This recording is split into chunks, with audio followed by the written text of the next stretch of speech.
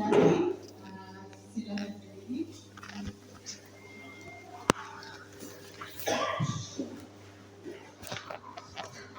Oke, mari kita sama-sama membaca petikan Injil yang ada di slide.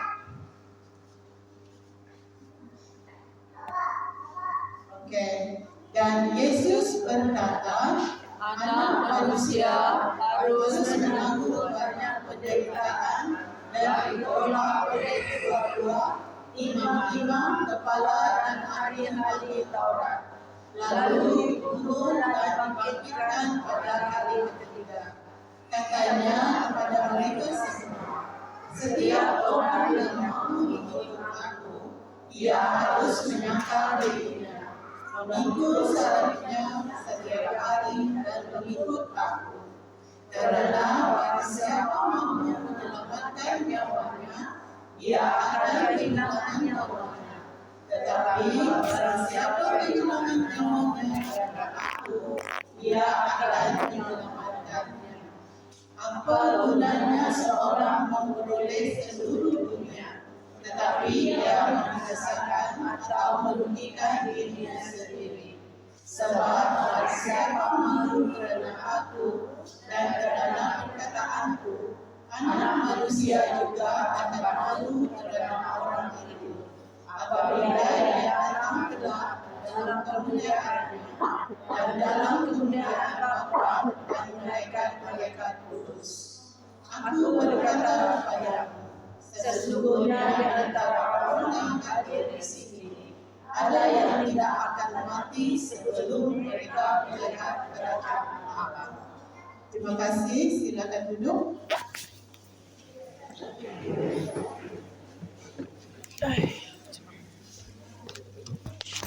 Oke, bacaan Injil yang saya bawa pada malam ini adalah bertajuk pemberitahuan pertama tentang penderitaan Yesus dan syarat-syarat mengikut Dia. Kalau kita melihat dalam Alkitab, ada tulisannya tertulis di sana ya. Oke, bacaan Injil ini untuk mengajar kita semua supaya menjadi pengikut Kristus yang baik. Oke, itu yang poinnya ya. Oke, kita belajar sebagai umat Kristen yang telah ditebus oleh Yesus dengan darahnya yang sangat mahal ya. Supaya kita menjadi pengikut Kristus yang baik.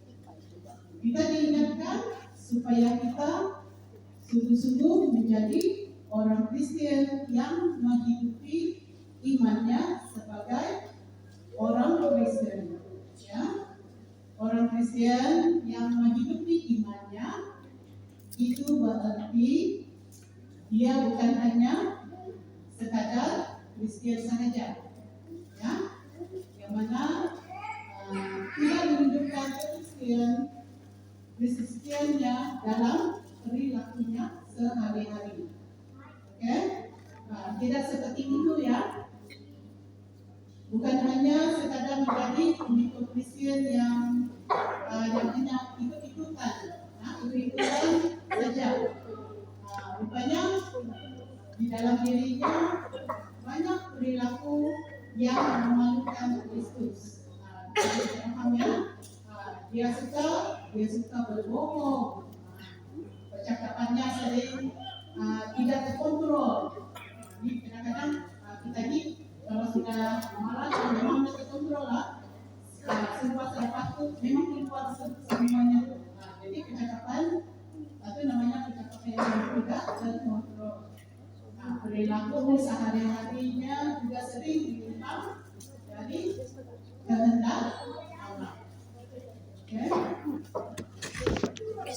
saudara-saudari, kita lihat Injil Lukas. Kita lihat ada Injil Lukas bab 9 ayat 22 hingga 27 sebagai dasar pengajaran Yesus bagi kita untuk hidup menjadi orang Kristen yang baik.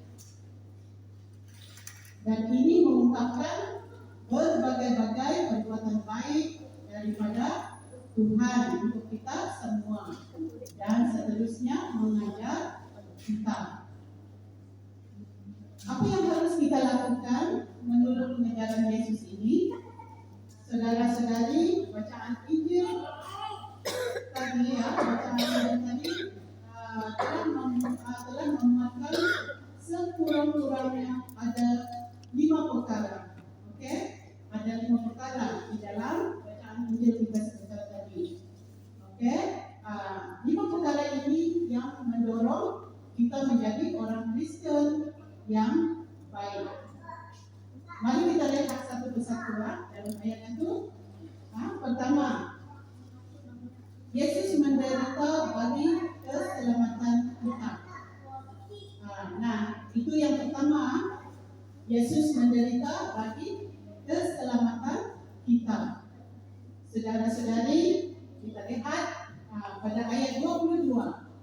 Ayat 22 yang tertera di sana.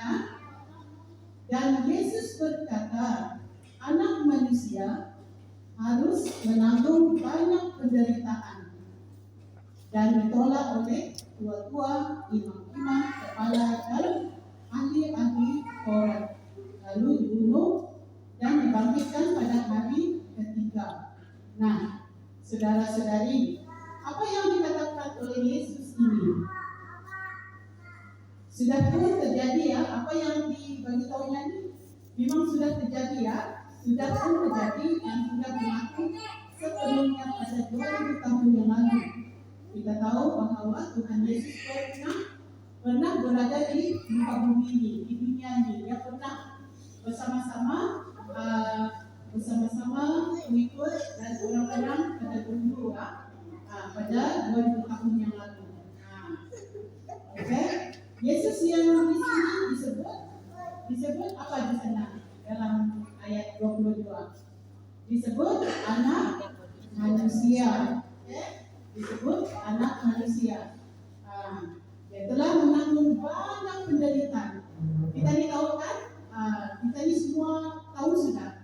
Yesus menanggung banyak penderitaannya selama dia berada di muka bumi ini mulai dari penolakan para tua-tua, imam-imam dan ahli-ahli Taurat hingga mati terbunuh di kayu salib. Tetapi dia bangkit dari antara orang mati pada hari yang ketiga. Jadi bukan berakhir dalam kematian, tetapi kebangkitan pada hari yang ketiga. Inilah karya Yesus, karya Yesus demi menyelamatkan umat manusia kita ini, yakni orang yang percaya kepada Yesus. Ini yang harus kita responi. Marilah kita menjadi orang Kristen yang baik. Itu yang pertama. Kedua, kita lihat pada ayat 23. Dikatakan oleh Yesus bahwa pada saat kita terpanggil, maka kita harus bersedia melakukan 3 syarat. 3 syarat apa? 3 syarat yang sangat-sangat penting sekali. Yaitu pertama, mau menyangkal dirinya. Kedua, mau memikul salibnya setiap hari. Dan yang ketiga, mau mengikut siapa? Yesus. Mengikut Yesus. 3 perkara, 3 syarat. Oke? Pengikut Yesus wajib menyangkal dirinya. Artinya menyangkal dirinya, mengakui dosanya. Mengakui dosa, meninggalkan hawa nafsu duniawi, hawa nafsu dunianya, dan percaya kepada Yesus. Dia juga rela menerima ejekan-ejekan, hinaan, ejekan oleh sebab nama Yesus itu. Ya, pengikut Yesus wajib mengikut salibnya setiap hari.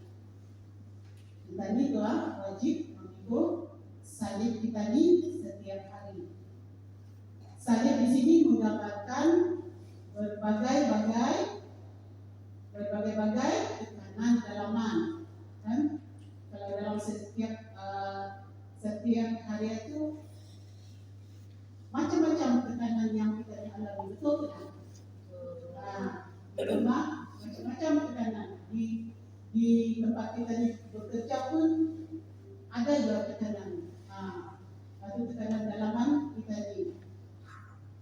Kemudian penindasan dan penderitaan karena imannya. Di saat semua ini terjadi, hendaklah kita jangan takut, jangan takut dan jangan khawatir.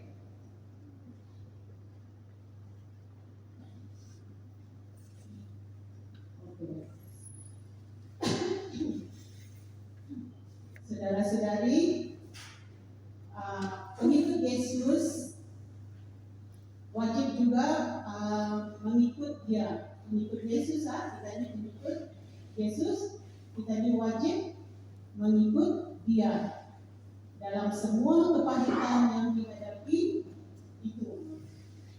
Hendaklah kita semakin setia mengikut Dia, walaupun kita menghadapi berbagai-bagai rintangan, hambatan dan persoalan yang silih berganti dalam hidup kita. Kemudian yang ketiga, jangan ada yang kehilangan nyawa akibat duniawi ini. Pada ayat 24 kita lihat ayat 24 dan 25. Seperti di slide karena barang siapa mahu menyelamatkan nyawanya, ia akan kehilangan nyawanya. Tetapi barang siapa kehilangan nyawanya karena aku, ia akan menyelamatkannya. Apa gunanya seorang memperoleh seluruh dunia, tetapi ia membinasakan atau merugikan dirinya sendiri?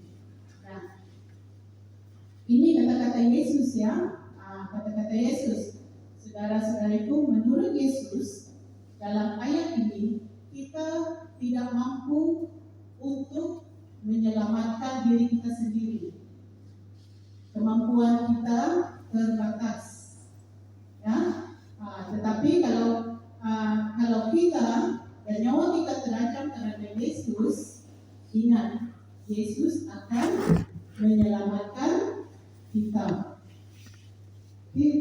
Tidak ada gunanya bagi kita untuk berlumba-lumba mencari dan mengejar kenikmatan duniawi ini kalau diri kita ini binasa dan mati dalam kegelapan abadi, ya, yang paling gelap selama-lamanya. Kemudian yang keempat, jangan pernah malu sebagai pengikut Kristus. Resikonya berat, itu ditulis pada ayat 26. Sebab barang siapa malu karena aku dan karena perkataanku, anak manusia juga akan malu karena orang itu. Ini berhubung erat dengan kedatangan Yesus yang kedua kalinya.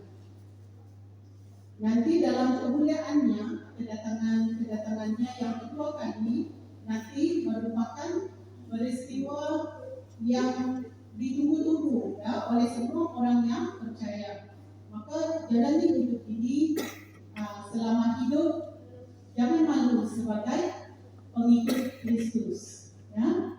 Dan yang kelima, adanya yang tidak akan mati sebelum melihat kerajaan Allah itu ditulis pada ayat 27, ya.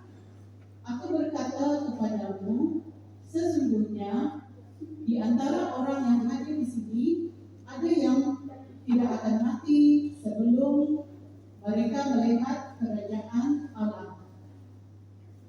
Saudara-saudari, ada penafsir berhubung dengan ayat 27 ini ya, dengan peristiwa 8 hari berikutnya di saat itu Yesus dimuliakan di gunung, di mana Petrus, Yohanes dan Yakobus juga melihat kemuliaan Yesus itu ya, bersama Musa dan Elia, sebagaimana ayat selanjutnya yaitu di ayat 28 dan seterusnya. Kalau kita ini membaca sambungan di dalam Alkitab ayat kita malam ini sampai 27 saja. Dan kalau kita ini baca seterusnya dalam ayat 28 di dalam Alkitab, itu peristiwa yang Yesus menampakkan kemuliaannya. Seperti di dalam peristiwa Rosari ya, kita tahu sudah di dalam peristiwa Rosari terang yang keempat, Yesus menampakkan kemuliaannya. Ya. Nah, apa pengajaran Tuhan Yesus bagi kita melalui ajarannya ini? Mari kita ambil ketiga panggilan Yesus ya, tadi yang dalam hidup kita masing-masing. Sebagai pengikut Kristus, panggilan Yesus itu sangat-sangat penting kita hayati dan kita jalani di dalam hidup kita semua ya.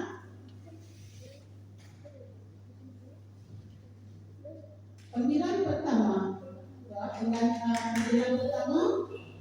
mari kita bersedia dan siap menyangkal diri. Nah, bagaimana kita menerapkan yang pertama ini, menyangkal diri? Bagaimana? Bagaimana kita ini menyangkal diri, saudara-saudari? Kata menyangkal diri, menyangkal tidak mengindahkan, ya. Menyangkal tidak mengindahkan, melawan, terutama melawan apa? Menolak apa tuh? Perkara seperti contoh seperti perkara-perkara atau ide-ide, pikiran-pikiran, pegangan, pengejaran, dan apa lagi? Rasuah, tawaran-tawaran yang bertentangan dengan iman kita, bertentangan dengan kehendak Tuhan. Nah, inilah yang kita harus tolak ya. Kalau semua itu dapat ditolak, maka kita sudah dapat menyangkal diri itu. Itu namanya menyangkal ya. Saudara-saudari, apabila kita mahu menyatakan tidak terhadap apa yang kita dengar, apa yang kita tawarkan, apa yang ditawarkan oleh orang kepada kita, yang kita sadari bahwa itu semua bertentangan dengan kehendak Kristus yang selama ini kita junjungnya. Nah, sampai tingkat seperti ini, maka seseorang itu tidak dapat dimiliki, dikuasai atau dipengaruhi lagi oleh kuasa-kuasa atau pengajaran-pengajaran manapun yang jahat itu. Nah, boleh jadi tawaran-tawaran dari pihak luar ya, saudara-saudari, sangat bagus. Tawaran itu baik kalau bagi kita, kalau iman kita ini lemah, iman kita ini seperti perkara itu tidak bagus bagi kita. Indah, boleh saja memberi orang happy, sukacita, selera, bahkan hawa nafsu yang menggiurkan, boleh menguntungkan, dan banyak orang yang tergoda untuk mendapatkannya ya. Nah, tetapi apabila kita sudah punya prinsip rohani yang baik, kita sudah menjadi orang Kristen yang baik, maka kita dapat melawan selera keinginan hawa nafsu itu ya. Kita ini dapat melawan keinginan hawa nafsu seperti itu yang boleh menjerat kita kepada dosa. Inilah arti menyangkal diri ya. Saudara-saudari, jelaslah sekarang bahwa tujuan dari ajaran Yesus agar para pengikutnya dari kita orang-orang percaya, orang-orang Kristen, untuk menyangkal diri ini adalah bahwa kita tidak boleh hidup menurut kemampuan diri kita sendiri. Kita harus mampu mengatakan tidak terhadap semua suara-suara yang muncul mendorong kita melakukan perkara-perkara yang bertentangan dengan kehendak Tuhan. Tetapi sebaliknya kita harus setiap hari belajar. Kita setiap hari belajar mengatakan seperti kehendak-Mu ya Tuhan yang terjadi dalam diri saya. Kalau kita mengamalkan lagi seperti kehendak-Mu ya Tuhan yang terjadi dalam diri saya. Ini yang harus kita lakukan, dan perkara seperti itulah yang dikehendaki oleh Tuhan sendiri. Saudara-saudari, inilah tantangan yang sangat-sangat berat sekali bagi kita semua saat ini, pada zaman ini, pada masa sekarang. Dalam mengikut Yesus, dalam menjadikan kita orang Kristen yang benar, ada banyak tantangan, kesulitan, lebih-lebih lagi dalam mengendalikan diri kita sendiri. Banyak orang yang sangat-sangat susah sekali merelakan diri kita sepenuhnya untuk dipimpin oleh Kristus, untuk berjalan sesuai dengan kehendak Allah.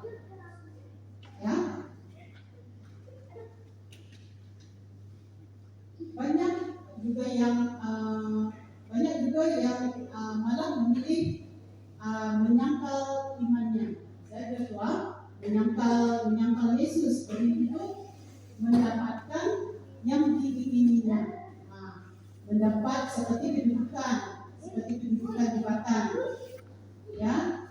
naik pangkat di biasanya, harta, mendapatkan uang dan penerimaan yang lain, mendapatkan pasangan hidup, boleh berganti iman. Jadi kalau kan sudah dari dalam diri kita kadang-kadang sanggup berganti iman, beliau nyata ini di sini. Jadi hidup Kristus yang baik, jangan berganti iman.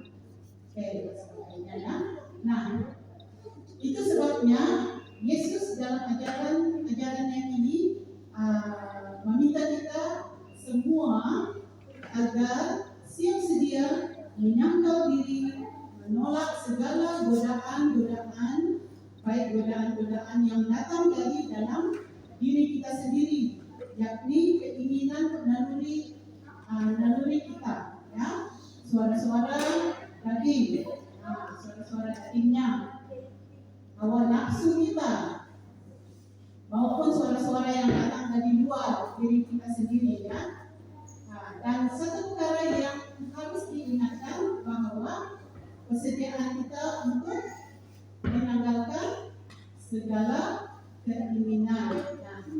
Itu bukan berarti kemanusiaan kita hilang, bukan berarti kemanusiaan kita hilang segala unsur dan status kemanusiaan kita, tetapi kita menjaga sepenuhnya, dan semuanya itu kita gunakan untuk mengasihi Allah, memuliakan Tuhan dengan kemanusiaan kita yang asli ini. Dan melalui kuasa Roh Kudus dalam kita ini, maka kita akan berani mengatakan dia untuk mendahulukan kehendak siapa? Kehendak Allah, Dan apalagi juga kita akan berani sebaliknya mengatakan tidak terhadap apa? Kita ini berani mengatakan tidak terhadap dosa, ya, terhadap dosa, dan terhadap segala kehendak dosa, dan terhadap segala kehendak yang membuat kita ini berdosa, atau kesenangan yang bertentangan dengan kehendak Tuhan. Nah, melalui kemampuan kita menyangkal diri ini, kita telah mampu menyadari bahawa Tuhan telah berbuat baik kepada kita, ya, saudara-saudari. Panggilan kedua untuk kita dari Yesus. Mari kita memikul apa? Memikul salib kita masing-masing. Kita ini sudah sebagai orang Kristen, kita ini sudah memikul salib. Kita ini memikul salib pribadi masing-masing. Saudara-saudari, inilah yang dipesan oleh Yesus yang kedua bagi kita semua, agar memikul salib. Apa artinya itu memikul salib? Yang dimaksudkan bersedia menderita. Kita ini bersedia menderita demi mempertahankan iman kita kepada Allah. Dan kesulitan memikul salib ini diikuti dengan tantangan kita ini, tantangan setiap hari. Ya, ini menunjukkan bahwa berbagai kesulitan, rintangan hidup, tantangan yang dapat kita alami setiap hari, ya, setiap saat. Saudara-saudari, bahwa itu semua menyangkut kehidupan kita setiap hari, tetapi juga mengakibatkan iman kita. Jadi memikul salib tidak hanya menuntut kita menerima dan mempercayai Yesus sebagai Tuhan dan Juru Selamat. Tidak hanya menuntut kita untuk percaya akan kebenaran Injil, tetapi lebih keras kita dituntut menyerahkan serta merelakan diri kita ini untuk dipukul oleh berbagai pengorbanan. Akibat karena kita rela mau mengikut siapa? Mengikut Yesus. Saudara-saudari, untuk berkorban demi salib itu, apakah semua penderitaan itu adalah salib? Semua penderitaan itu, adakah penderitaan itu adalah salib? Semua penderitaan, adakah itu namanya salib? Ragu-ragu lah? Tidak. Penderitaan tidak bermaksud semua penderitaan itu salib. Kita mesti paham, tidak, ya? Tidak. Apabila melihat penderitaan salib itu, contoh, jikalau seseorang misalnya mencuri lalu dipukul oleh orang kampung atau masyarakat setempat dan menyebabkan masuk penjara, menderita dalam penjara, keluarganya pun juga menderita. Apakah itu salib? Bagus. Saudara-saudari, ini adalah hukuman. Hukuman penjara dari kejahatannya itu. Dari kejahatannya itu. Jika ada jika ada suami istri yang sering berkelahi, tidak setia, selalu bertengkar, apalagi kerana suaminya kadang-kadang atau selalu bermain judi, suka minum minuman keras, mabuk-mabukan, suka main-main perempuan, sehingga keluarga kebanyakan menderita. Apakah itu yang dimaksudkan? Apakah itu salib yang dimaksudkan? Bukan. Makanya ini namanya dosa. Ini kejahatan. Kejahatan. Ini namanya hawa nafsu. Hawa nafsu. Oleh kerana itu, saudara-saudari, jangan mudah berkata, oh ini salib Kristus bagi saya. Oh ini salib keluarga kami. Tolong doakan kami. Katanya kadang mengadu kepada padri ataupun katekis. Lalu aku bukan dikatakan salib Tuhan. Itu kalau boleh banyak bertobat. Saudara-saudari, itu bukan salib yang dimaksudkan. Salib yang dimaksudkan di sini adalah jika saudara-saudari, jika keluarga kita menderita karena kita mempertahankan kebenaran Allah atau kita jujur dalam pekerjaan, tetapi akibatnya kita menderita, kita difitnah dan dipermainkan atau dibuli atau oleh rekan-rekan kita atau sahabat-sahabat kita. Nah, inilah salib yang dimaksudkan itu. Ya, jikalau di satu tempat engkau difitnah, dituduh berbuat jahat tanpa bukti yang benar, tetapi harus dibuang dari pekerjaanmu. Nah, ini juga adalah salibmu. Ya, jikalau pada suatu saat engkau dipaksa meninggalkan agamamu dan kamu tidak mau, kamu mempertahankannya, bahkan mungkin disebabkan kamu menolak, kamu mempertahankan ibadahmu, mungkin kamu dibuang dari pekerjaan, dibuang dari pekerjaanmu. Nah, inilah juga salib yang dimaksudkan itu. Untuk semuanya itu, saudara-saudari, Anda tidak perlu mencari-cari ilmu untuk selamat atau jalan menyelamatkan diri sendiri. Tidak perlu mencari ilmu menyelamatkan diri Anda. Tidak usah takut akan kehilangan kekuatanmu, akan kedudukanmu, kehilangan pangkatmu.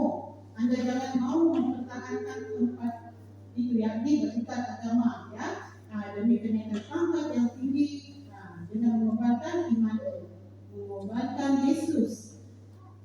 Jangan menjual salibmu untuk mendapatkan kedudukanmu, keuntungan ataupun uang yang banyak. Yesus berkata pada ayat 24, kerana barang siapa mau menyelamatkan nyawanya, ia akan kehilangan nyawanya. Tetapi barang siapa kehilangan nyawanya kerana aku, ia akan menyelamatkannya. Nah, kehilangan nyawa di sini berarti kehilangan apa yang paling mulia, yang paling berharga, paling mahal atau paling indah dalam hidup ini. Nah, contoh seperti ada peluang untuk mendapatkan jawatan yang lebih tinggi, peluang untuk mendapatkan harta, maka semua peluang atau kesempatan itu hilang untuk mendapatkan kehidupan itu, seperti kenaikan pangkat, hilang kesempatan untuk dihormati dan sebagainya. Ada banyak tempat kita boleh kehilangan nyawa ini. Kerana Yesus kamu dibesarkan, disingkirkan, diturunkan martabat atau derajatmu. Nah, kamu dipermainkan. Nah, itulah salib.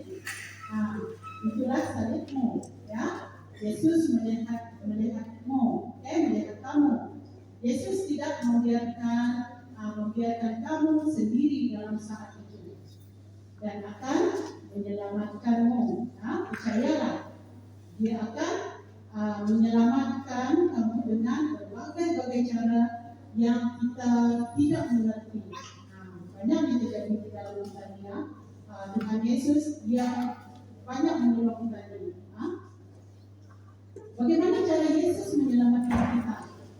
Tetaplah kuat dalam penderitaan serta salib yang harus kita ikut itu, walaupun itu berat sekali. Saudara-saudari, panggilan ketiga, mari kita mengikut Yesus. Itu panggilan ketiga, mari kita mengikut Yesus. Saudara-saudari, inilah panggilan yang dimaksudkan mengikut Yesus. Biasanya kalau kita mengikut seseorang atau sesuatu, maka kita harus mengutamakan orang yang kita ikut itu.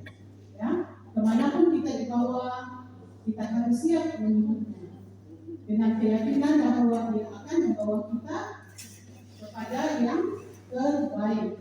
Ya. Dan setiap orang yang mengikut pimpinannya, dia harus mengutamakan keinginan, kehendak dan kemampuan si pemimpin itu. Nah, demikianlah ketika kita sudah mengambil keputusan mengikut Yesus, maka kita percaya kita akan dituntunnya kepada suasana yang terbaik, suasana yang pasti terbaik dan tidak harus menempatkan kepentingan atau kehendak pemimpin itu. Ya, itu yang harus kita utamakan dan terutama dalam hidup kita. Dan dengan demikian kita tidak lagi mengikut kehendak kita, keinginan dan seluruh hawa nafsu sendiri, ya. Tetapi melakukan segala kehendak Tuhan agar hidup kita berkenan di hadapan Allah, di hadapan Yesus Kristus, dengan mengikut Yesus. Maka kita berusaha mengikuti segala jalannya, cara hidupnya, mentaati perintahnya, melakukan perintahnya sebagai tugas dan tanggung jawab kita semua. Ya. Nah, kita tidak akan malu menyatakan otoritas Tuhan Yesus, ya, di tengah dunia ini. Kalau kamu sudah kalau kamu sudah menerima Tuhan Yesus dengan sepenuh hati kamu, ya, kita ini tidak akan malu lagi mengaku sebagai pengikut Yesus. Nah, sebagai pengikut Yesus kita juga harus berani menyatakan kebenaran, kebenaran sekalipun sukar dan siap berkorban pada Tuhan Yesus.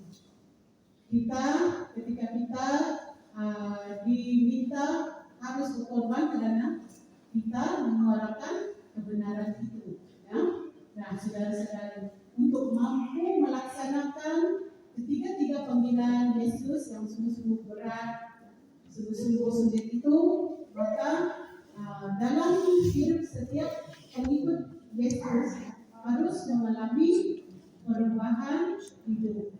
Itu yang penting, harus mengalami perubahan hidup dan pembaharuan pola pikir tadi. Pembaharuan pola pikir yang mengutamakan kehendak Tuhan dalam kehidupan kita sehari-hari. Kita harus mau berubah, ya, kita harus melakukan pembaharuan dalam pola pikir kita. Dan sekali lagi saya ulang lagi, ya, testimonsi saya tadi, bahwa sebagai pengikut Yesus atau sebagai seorang murid yang setia, maka kita harus bersemangat mengatakan ya. Kita mesti bersemangat mengatakan ya untuk mendahulukan siapa? Mendahulukan kehendak Allah. Tetapi berani sebaliknya berkata tidak terhadap dosa. Ini ada sia-sia bercakap. Oke. So kita berani, ya, mengatakan tidak terhadap dosa dan segala kehendak atau kesenangan yang bertentangan dengan kehendak Allah. Ingatlah saudara-saudari bahwa Tuhan itu telah berbuat baik kepada kita semua, ya, kita semua. Amin. Amin. Tuhan Yesus memberkati.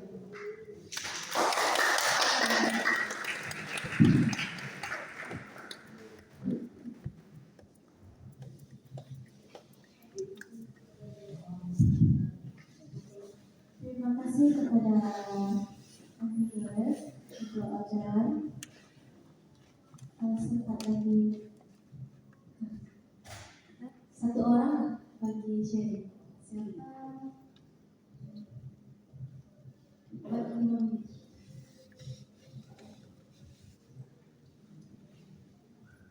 Thank you.